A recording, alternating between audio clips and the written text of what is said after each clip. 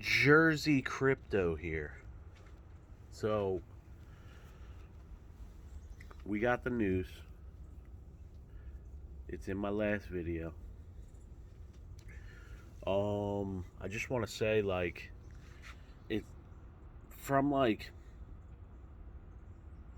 close once I started gaining a little bit of traction and getting followers, for my content.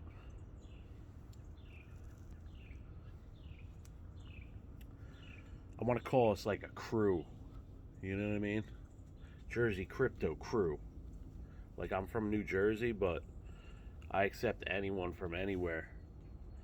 And if we're if we think like-minded, then I think we should communicate. So, but what I'm trying to say is, from the beginning of my channel, like once I started gaining a little traction, people started like commenting quite a bit, which I think is like probably my favorite thing about this is the comments. I get these notifications with comments, and like when you like kind of scroll down on the notification for YouTube Studio, it'll give you a little clippet of the comment. Sorry, it's cold outside, so I'm gonna get this one. My wife and son are still sleeping, so I'm outside, but it gives you like a little clippet of the comment. But when you go to click on it, which it's like roulette nowadays, like I don't know if it's gonna allow me to see the comment or not. It'll just say no longer available. So if I don't at least give your comment a thumbs up, because sometimes like people say things that doesn't really inspire me to, reply. It's like kind of rhetorical to comment, like, whatever. You understand. But I give every comment a thumbs up. If I don't give your comment a thumbs up, or you don't see your comment on my page, I don't erase any comments. Hit me up on Twitter. And just let me know what you're trying to say, if you're really trying to say something, because I'm trying to hear it.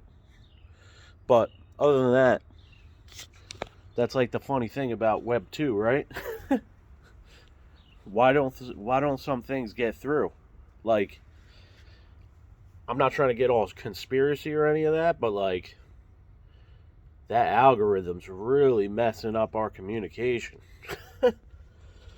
But either way, so I think Web 2 is even trying to get away from Web 2 nowadays. And I think Facebook, being the most forward-thinking one, I don't want to say that, because Twitter's actually looking pretty attractive as far as like a platform to communicate, because I think they're generally the most uncensored right now. But if you haven't noticed, look at this right now. Why did I do that? I don't know. But if you haven't noticed, like Facebook, Google, Twitter, the government's like really trying to come down on them. And it's funny, like they're fighting about us, right? But it's like a battle for power between them. Like, neither of them really care about us at all. Is the government still going to have power? Like, it almost seems like the narrative is like the government asking for their power back, like without them saying it. And then Google and Facebook and Twitter are all like, well, our focus is the people. Our focus is the people. But like, if your focus is the people, why don't you let the people focus on the people? Like, I don't want to be told how I feel about people. I don't want to be told how I should speak to people. And I want to be responsible for my thoughts and what I say. And if someone has a disagreement with me, I want to hear them. Now, I feel like there is a transition.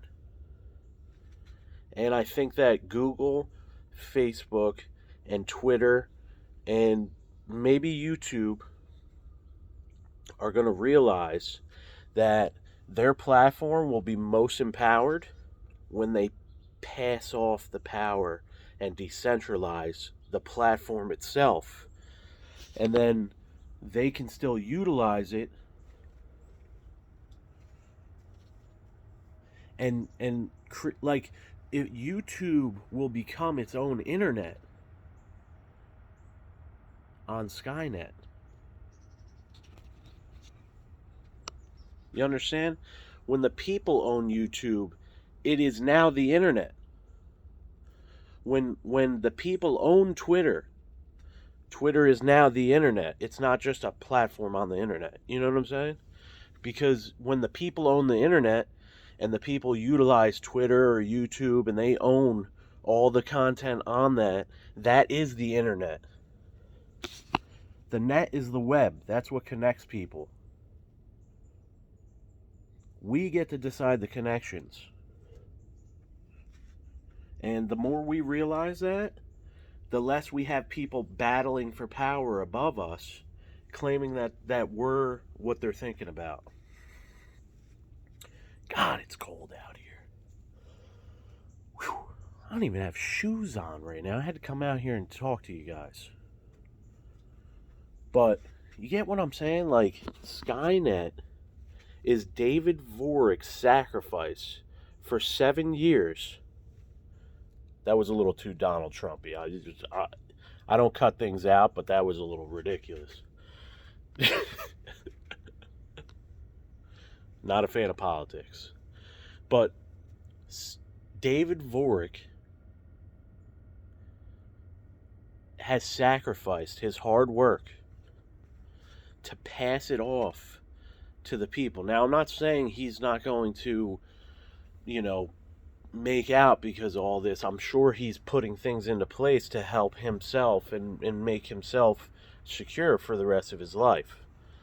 But he's creating a infrastructure and platform. Not a platform. He's creating infrastructure for the most uncensored means of communication for the people. And he's not even going to be running it. It's hard to even, conceptualize. You know what I'm saying? That's like me creating my pasta business. I don't even know how to even implicate that into my life.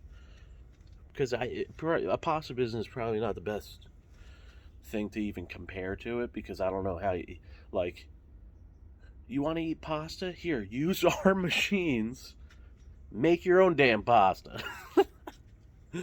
But, either way, you get what I'm saying? There is going to be a transition. People have more power than they think. You just have to understand that you have that power. And when we decide as a whole, when we decide that we don't want to be told how to feel, act, and interact, that's when the world changes. And I hope it happens in my lifetime. And I know there's people working towards it like David Vorick. But I don't know. It's the most important thing. It's the most important thing. Other than how you treat people in your community, decentralized internet is the most important thing. Have an incredible day.